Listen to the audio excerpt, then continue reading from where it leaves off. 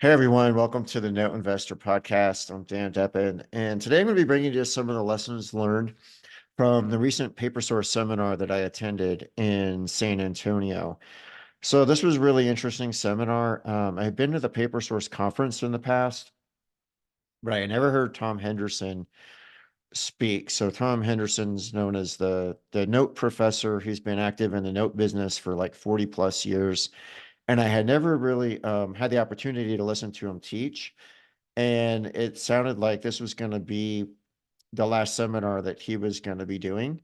So I really wanted to get down there and hear what he had to say, and then also just network and meet up with folks. I found live events to be just extremely valuable to me, and there aren't a whole lot of them in the note business. I'd been to Note Expo last November, and recently, as I just been going through some of my latest business transactions and kind of reviewing what's been happening with infusion notes, I realized like I had interacted or done business with a handful of folks that I met for the first time at that live event. So I'm trying to prioritize live events for the rest of the year. And so this was another reason that I wanted to get down there. Plus, I hadn't been to San Antonio before. I've been all over Texas, but not actually there. So I wanted an opportunity to see the Alamo and the Riverwalk area and that kind of stuff as well. And then one of the other things I like to do with work or business type trips is tag on fun personal stuff at the end. So I was able to go to Austin afterwards and meet up with my buddy Mark, who plays golf at the UT Golf Club, which is the home course for the University of Texas. Really like fantastic golf course. And if you've been listening to me for a little bit, I'm kind of obsessed with golf and living in Colorado and just coming out of the winter months here. I haven't been able to play a whole lot outside um, really since November. So, although I've got a indoor simulator in my basement that I hit in every day, so it's not like I haven't been hitting. But that was a lot of fun as well. So that's what took me down to Texas for 3 day seminar. And the other thing that was really impressive about this was, Tom's over 80 years old and he talked for 3 days, which is crazy. Like, I'm not sure that I would be up for that.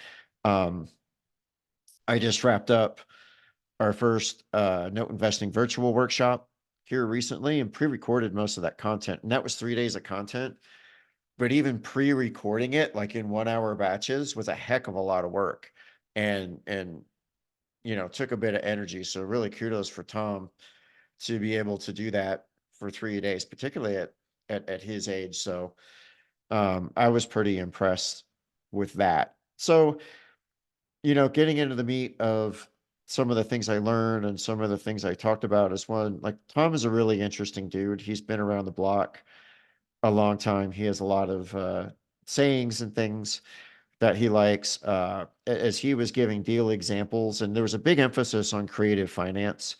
Like he showed a lot of cool things that I had not really considered before. I knew a lot of the concepts he was talking about, but what was really interesting about it was the way that he would frame them and put them together. Like, I'll give you an example. He showed this idea of a partial that was 10 for 12. So, like, let's say someone owns a note, they want to free up, they need some cash for something. I think one of the examples he gave was they need $10,000 to pay their bookie. I haven't run into that one, but it's not uncommon that real estate investors need to raise cash for all sorts of reasons, right? It could be to pay an investor back, they want to put money into another deal, like whatever. It's kind of endless. And so, one of the things that he likes to do is propose kind of a mini partial, and you tell the buyer, hey, I'll buy 12 payments for the price of 10, right? So if it's basically, if the underlying loan has $1,000 monthly payments, he'll say, okay, I'll give you $10,000 for 12 of them, right? And I'll buy 10 for 12. And if you do the math, it's a little, it's not super intuitive, but it actually works out to like a 35% yield for you, assuming you're not looking at the costs. So that was pretty cool. And as he was showing these examples, it's funny because he likes to refer to the returns as obscene returns or or made a lot of references to Stormy Daniels and things like that. So guy's definitely a character. And if you go to his website, I believe it's hpnotes.com. I can try to put that in the show notes. He's got all kinds of workbooks and instructional things you can buy and download. In fact, I picked up one of his while I was down there that I need to go through yet. That's one of my after the event things to do. One of the other things he mentioned too, he was talking about buying his first note, which I found interesting because I know I've talked about buying my first note a couple times. And he said that he did everything wrong except for actually buy it, right? And I think it reinforces that idea that while it's kind of daunting to buy your first note, you might make some mistakes along the way. Like I know I've talked about how I paid too much for my first note. I mean, it wasn't grossly too much, but if I had a do-over, I wouldn't have paid that. But it still worked out great, right? So for him, he may have made mistakes, but buying it kind of set him off to the races. So now I want to get into, kind of three of the big key learnings that I took away that I hadn't really thought of before. And the first one is the importance of down payment size when you're buying a loan, especially buying a seller finance loan. Now, there are a lot of variables that go into the value of the loan. Down payment size is one of them. There's valuation, there are the other terms, there's the borrower credit, borrower history, and could probably rattle off like 20 different things. And I knew that all things being equal, having a larger down payment is better. I've always heard of the target of like 10% plus for down payment. But what was interesting is that the down payment sizes of those, 20, 30 factors, whatever they are, that's one that Tom really keys in on as key importance, right? So, notes have a lot of moving parts that can be kind of confusing. And what's really valuable is knowing which things to key in on and focus on that are the most important. And for him, down payment size was one of those. He looks for 15% plus. And he made a comment that I wrote down. He said he'd rather see a loan where the borrower has a 560 credit score and put 20% down than one where the borrower has an 800 credit score but only put 10% down. That's maybe a little extreme for me, but I think it shows how important that is. So going forward, down payment size is one of the things that I'm going to pay a little bit more attention to than maybe I have in the past. Now, the second one gets a little bit technical and is talking about wrap loans. So I'm not going to like deep dive on subject to or wrap loans on this, but this is seems to be an increasingly popular strategy nowadays, especially with a lot of the 3 and 4% loans that are out there. But basically, what you do is you go out, you buy a property from someone who has an existing, say, 3% mortgage with Wells Fargo or something like that. You buy the property, you assume their loan. So you're going to make payments to Wells Fargo or whatever. And then you sell the property and create a new loan at a higher interest rate, basically wrapping that existing loan. So like, let's say you're paying 3% to Wells Fargo, and then you sell the property on seller finance where the borrower is paying you 10%, right? And you create this giant spread. I've not actually done these myself. I don't pretend to be an expert on them. Like everything else, the devil is in the details. It's one of the things I've been learning more about over the last few months. I may or may not do one at some point later this year. We'll see. I don't know. But when I was at Node Expo, these came up a lot. And one of the things I discussed with a couple people is usually like that bank owned paper has a due on sales clause, right? So if you create a deal structure like this, Wells Fargo has the right to come back and call that loan in. Question is, what do you do then? And I talked to a handful of people at Node Expo who said, oh, I've been doing this for 20 years. I've never had it happen. Like they can do it, but they don't. I said, okay, that's interesting. But Tom's take was he doesn't wrap loans that have a due on sale clause. Because part of his concern, especially with people doing this more and more because of this environment where we have loans that were created a few years ago at really low interest rates, and now interest rates are quite a bit higher. He won't buy those because he's worried at some point, especially too because the devil's in the details and how you set these up. I've heard stories of a lot of people setting these up the wrong way so that if somebody stops paying somewhere along the line, it could create really gigantic messes. And so he will wrap loans, but he likes to do it on seller finance paper that does not have the due on sale clause. So that was interesting information for me as I continue to delve into this space and learn more about it. Okay. And then the third one that I found really fascinating, this is another one that I kind of knew about, but not in the way that Tom did it. And that's what he'll do is he'll take an existing loan and he will juice up his yield by shrinking the term. So let's say you have a loan that's got like 25 or 30 years of payments left on it, and the borrower's got a low payment. Like I have a number of these loans, especially some of my contract for deeds where the payments might only be $300 or $400. If the borrower can afford to pay more, you can pay more per month. You can restructure the loan, shrink the term of it, right? And now the borrower is taking on a higher payment. They're going to get their loan paid off earlier. You can also throw them some kind of a bone in exchange for doing this, maybe take some amount off the principal balance or reduce the interest rate so they can pay it off even faster. And then basically your yield cranks up. Now, that may not be real intuitive why that is. Now, I've never thought about this idea of taking an existing loan and shrinking the term. What I have done is in cases where sellers have put out tapes where they've said, hey, I'm targeting some percentage of UPB. I'm looking for 75% of UPB or 85% of UPB. By the way, that's a bad thing to do. There's a lot of metrics that go in there. Don't just wheel off a percent of UPB. But I have had sellers do this. And in that case, what I do is I'll look at the loans and I'll tend to cherry pick ones that have shorter terms because they're going to give me higher yields. The reason for that is like, let's say you have two loans that you're going to buy for 75 cents on the dollar. So you're going to get a 25% discount on the balance. And one has say a 5-year term remaining, one has a 30-year term remaining. Well, on the one with the shorter term, you're recapturing that 25% discount a lot faster, right? And so when you do the math, your yield goes way up.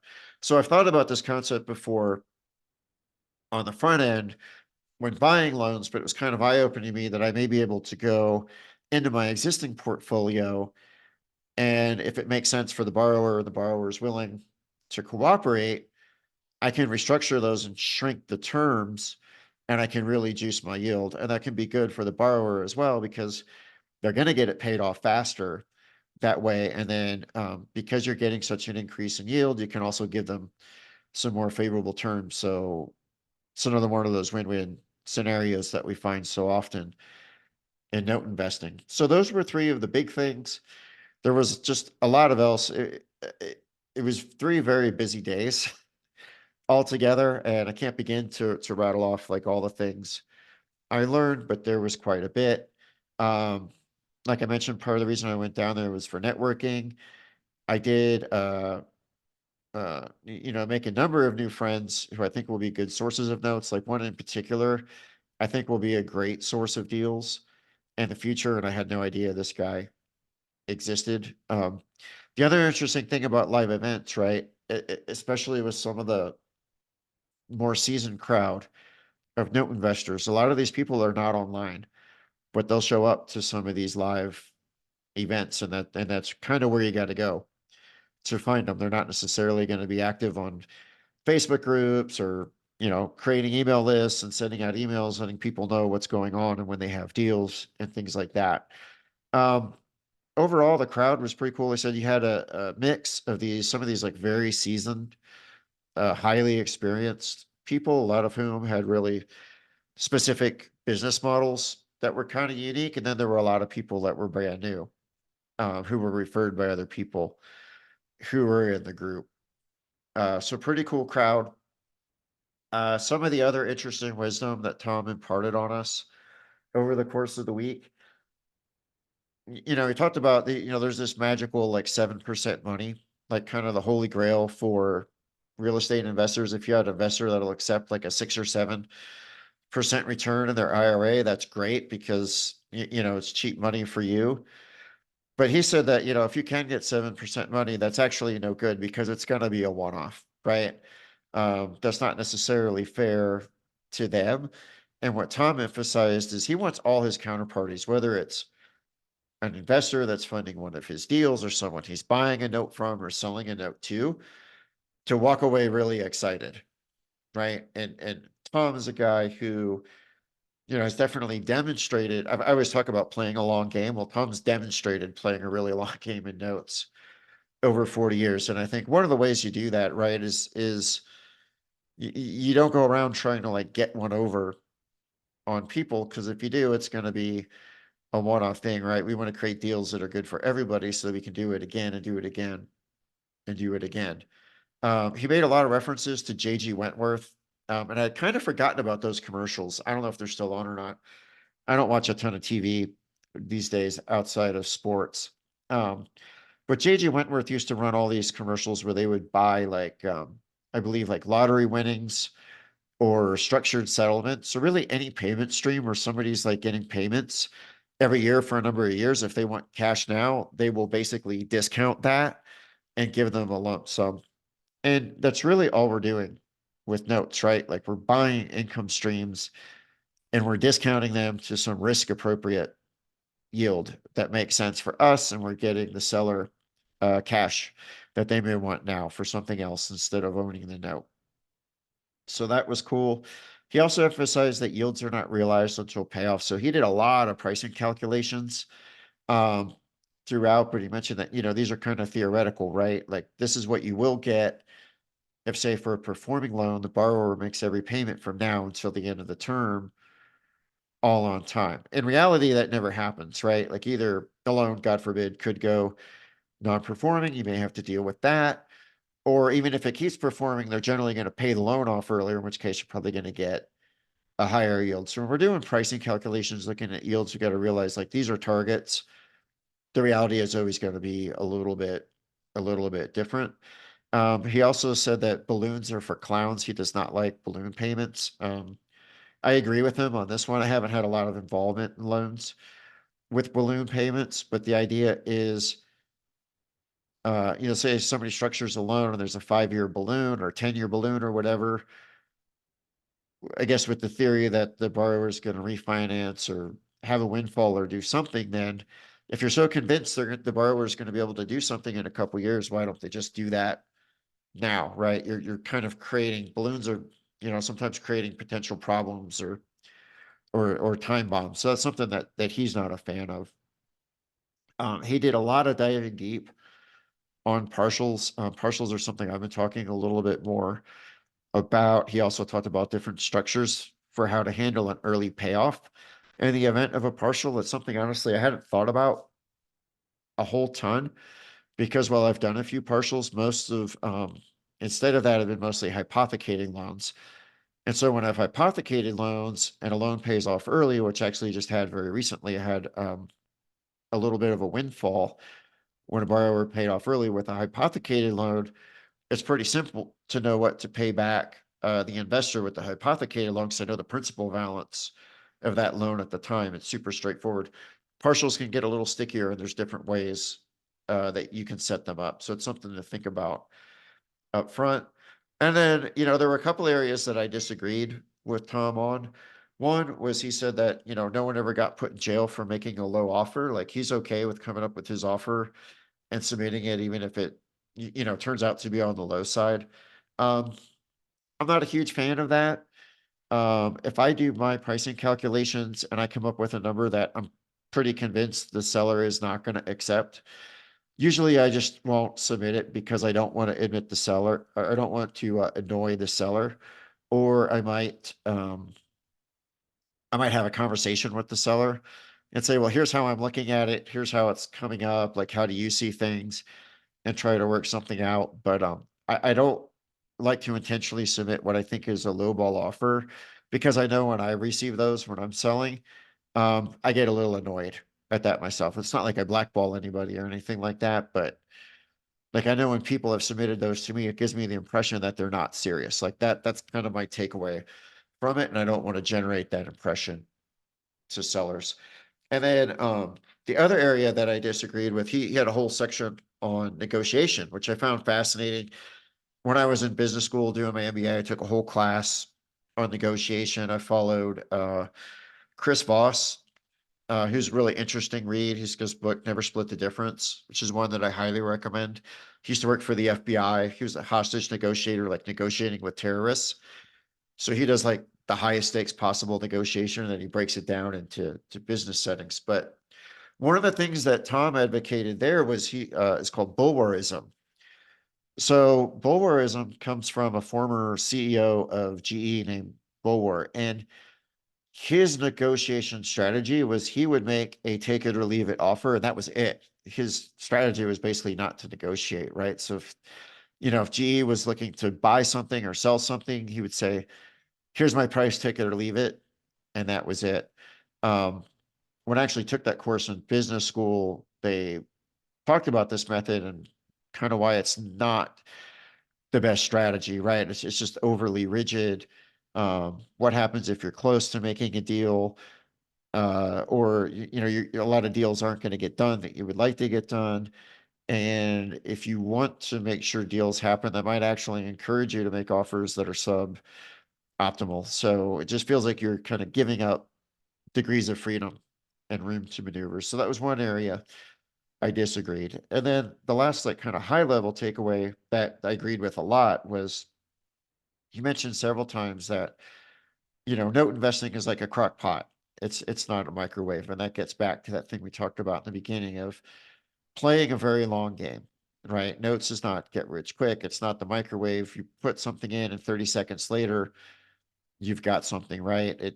This is a slow cooker. It takes a long time, but as Tom has demonstrated, you can build a really cool business. You can really make a lot of money and do some neat things. So I definitely got a lot out of the trip, really enjoyed it. And then there was all the other fun stuff as well, right? Like going out to dinner with folks. I got to see the Riverwalk area of San Antonio, which is very cool. By this, kind of area by the river with a bunch of bars and restaurants and things near the Alamo. I also got to see the Alamo. I didn't get a chance to take a tour. And there's a lot of construction in front of it, but I did get to peer over a construction fence and actually get to see it. And then, of course, got some golf in, which is always a good thing. So that's what I got for you this week. I hope you learned something from that as well. Hopefully, I'll see you out there at a live event sometime later this year. Maybe Diversified Mortgage Expo coming up in, what is that, end of May, beginning of June in Nashville, and actually going to have Nathan Turner on coming up here fairly shortly to talk about that some more as well. So everyone be well, and I will see you next time. Thanks for listening.